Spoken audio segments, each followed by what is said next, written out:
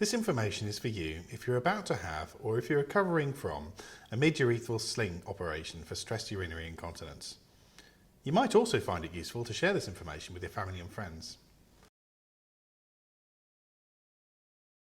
The information in this video, together with any other information you've been given, will help you understand the choices and the operation itself. It gives general advice based on women's experiences and expert opinion. Every woman has different needs and recovers in different ways. Your own recovery will depend upon how fit and well you are before your operation, the reason you're having a mid-urethral sling operation, the exact type of operation that you have, as well as how smoothly the operation goes and whether there are any complications or not. What is stress urinary incontinence? Well, stress urinary incontinence is when urine leaks from your bladder when you do things that place pressure or stress on your bladder. This might occur when you laugh, cough, sneeze, or undertake some other form of physical activity. What is a mid-urethral sling operation? It's one type of operation for stress urinary incontinence. It involves placing a tape, called a sling, underneath the urethra. That's the tube that goes from your bladder to the outside. This sling supports your urethra so that when you laugh, cough or sneeze or are physically active, it prevents urine from leaking from your bladder. So the exact type of mid-urethral sling operation you have, having or have had, may involve a small incision in your vagina, normally about 1 centimetre, and 2 incisions in your lower abdomen, that's your tummy. This is also known as a retropubic tape operation. One small incision, 1 centimetre in your vagina, and an incision on your inner thigh and both thighs. This one is known as a transobturator tape operation. And there may be one more small incision in your vagina and no other incisions at all, and this is known as a mini sling operation. The type of mid-urethral sling operation will depend on your personal circumstances and will be discussed with you by your gynaecologist before your operation. A mid-urethral sling procedure is normally done as a day case procedure with an anaesthetic. That might be a local anaesthetic with sedation, a general anaesthetic or a regional anaesthetic, which you might know as a spinal or an epidural. What can I expect after a mid-urethral sling operation? How long will I have to stay in hospital? You may have your operation under a local or a general anaesthetic. Most women who have their operation under a local anaesthetic should be able to go home soon afterwards. If you did have to have a general anaesthetic, you'll normally need to stay in hospital for 3 to 4 hours afterwards to make sure that you're fully awake and comfortable before you go home. If you have any problems passing urine afterwards, you may need to stay in overnight. What are the after effects of the general anaesthetic? Most modern anaesthetics are short lasting. You shouldn't have or suffer from any after effects for more than a day after your operation. During the first 24 hours, you may feel a bit more sleepy than usual, and your judgment may be impaired. You may be in hospital during the first 24 hours, but if you do go home, you should have an adult with you during this time, and you shouldn't drive or make any important decisions. Will the stitches need to be removed afterwards? Any stitches in your vagina or on your lower abdomen or thighs will not need to be removed as they all dissolve. They will dissolve within a few weeks. You might notice a stitch or part of a stitch coming away after a few days or maybe after a few weeks, and this is normal. When it does happen though, especially with the stitches in your vagina, you may get some discharge. This is normal and it's nothing to worry about. What about passing urine after the operation? Having a catheter, that's a tube in your bladder, is not normally necessary after a mid-urethral sling operation unless you have had a general anaesthetic or a spinal anaesthetic. If you do have problems passing urine, a bladder scan will normally be done to see whether you're emptying your bladder completely. If you're not, you may then need to have a catheter for a few days. You'll be shown how to look after the catheter and you'll be monitored at home while you're using it. If you continue to have problems passing urine, the catheter may need to stay in longer, or you may be taught how to empty your bladder yourself with a catheter. Will I have a lot of bleeding? You can expect to have some vaginal bleeding for up to a week after your operation. This is like a very light period and it's red or brown in colour.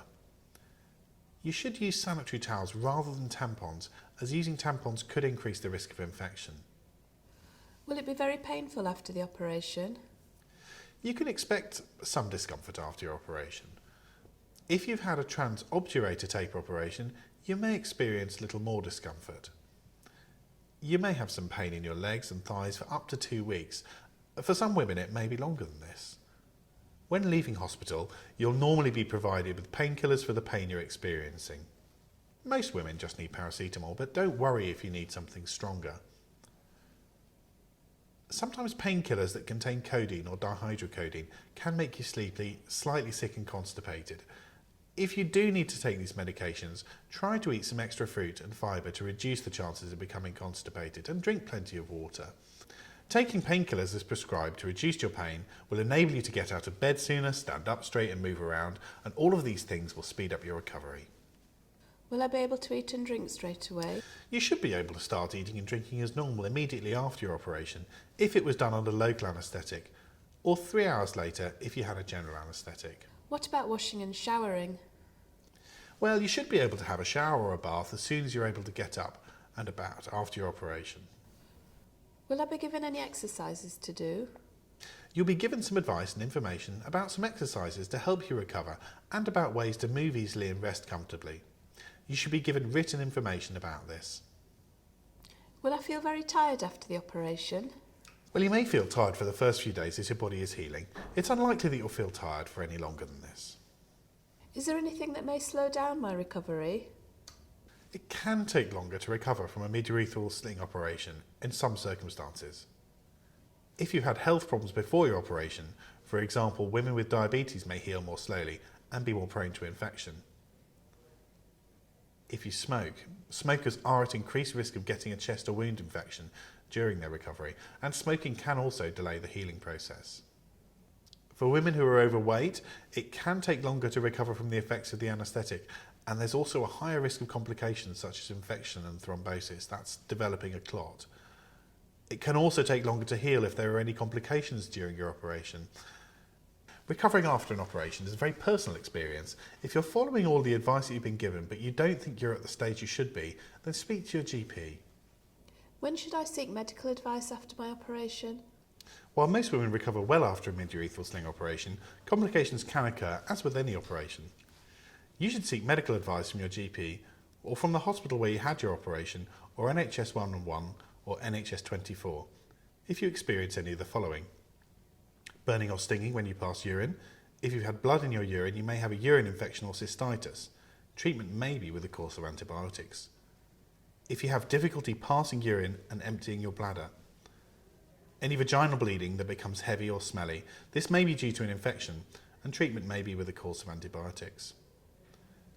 If you have any pain that's experienced by either you or your partner during sex, you should usually allow 4 to 6 weeks after your operation to allow any vaginal scars to heal.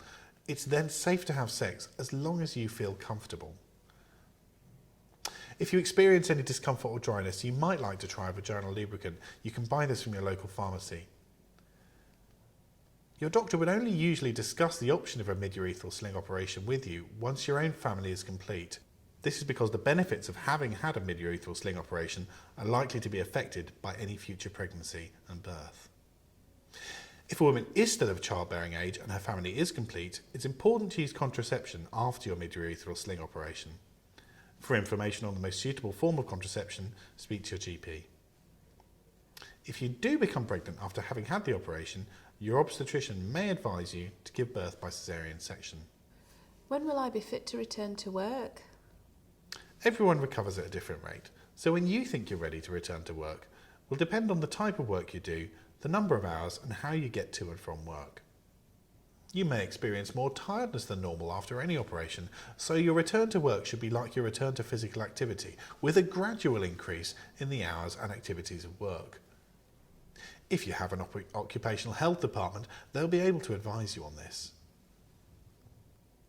Some women are fit to work after 3 or 4 days and will not be harmed by this if there are no complications from surgery.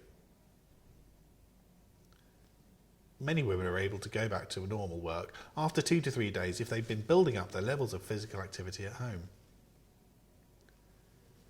Returning to work can help your recovery by getting you back into your normal routine again. You do not have to be symptom-free before you go back to work. It's normal to have some discomfort as you're adjusting to working life.